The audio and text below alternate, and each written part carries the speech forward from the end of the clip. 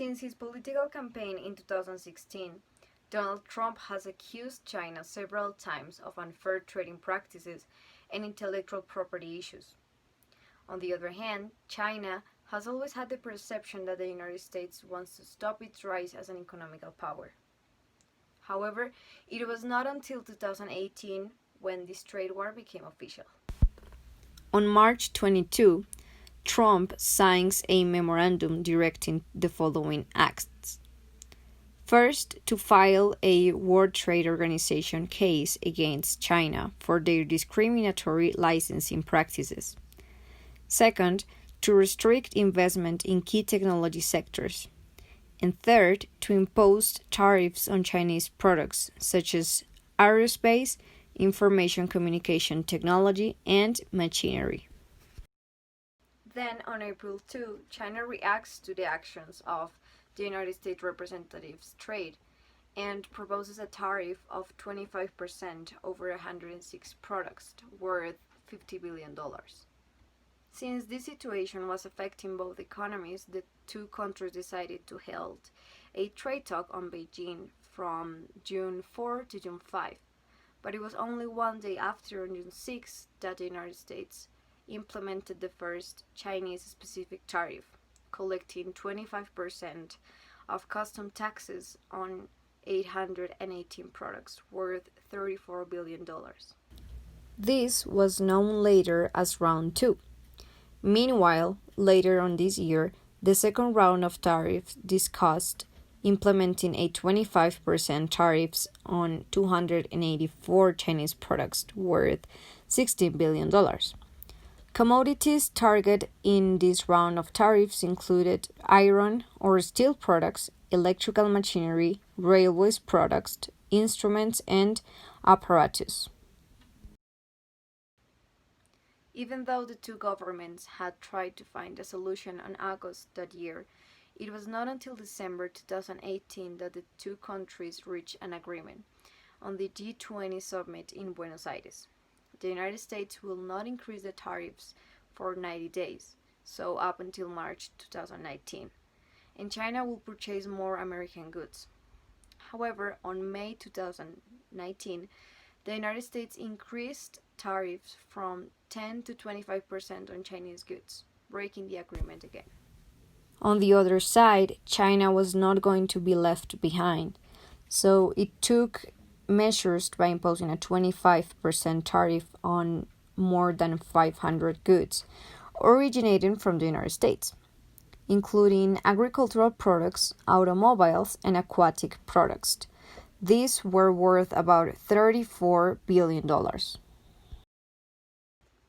This trade war was not only affecting factories and consumers in both countries, it also became a disadvantage for one of the most important American companies, Apple.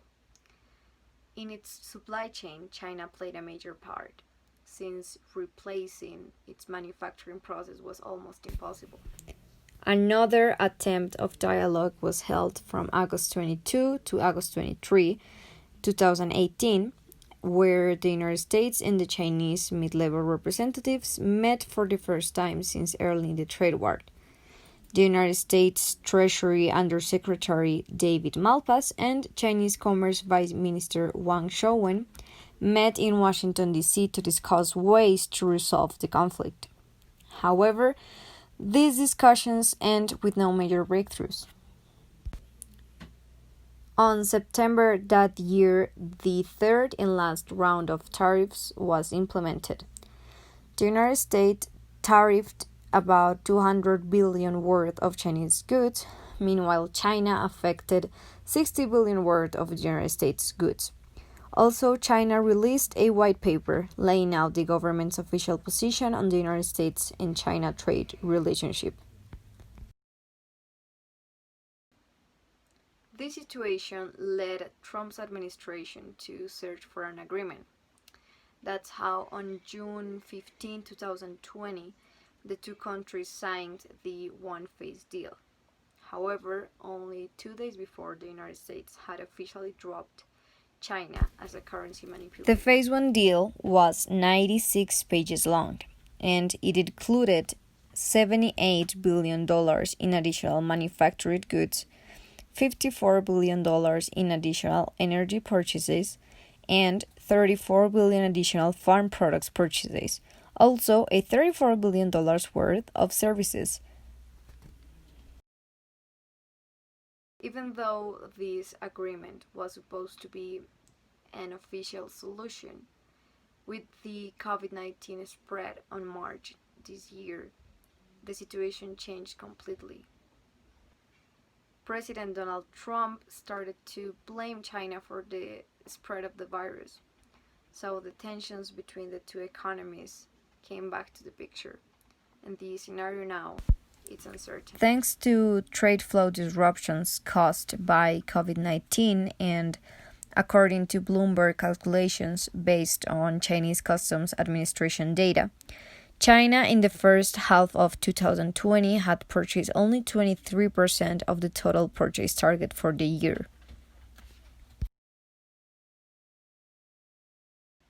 As a conclusion, even though most reliable sources agree that both countries, both economies are losing, and there is never a real winner in this kind of conflicts and trade wars, while China has increased its export markets and has become more diversified and out of necessity has gone out and looked for new markets and new trade allies, the United States trade balance has not improved the way the White House wanted.